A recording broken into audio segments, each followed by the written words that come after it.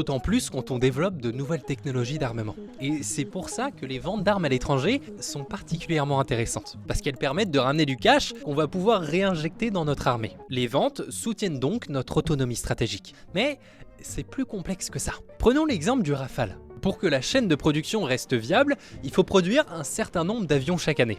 Le problème, c'est que les commandes de l'armée française sont toujours espacées dans le temps. Sauf que si une chaîne de production s'arrête, il suffit pas de réappuyer sur un bouton pour la redémarrer. Parce qu'il faut rouvrir les usines, reformer des techniciens et relancer tout un réseau de fournisseurs. Et ça prend des années et ça coûte très cher. Et c'est là que les exportations entrent en jeu, parce qu'elles permettent de maintenir la chaîne en activité.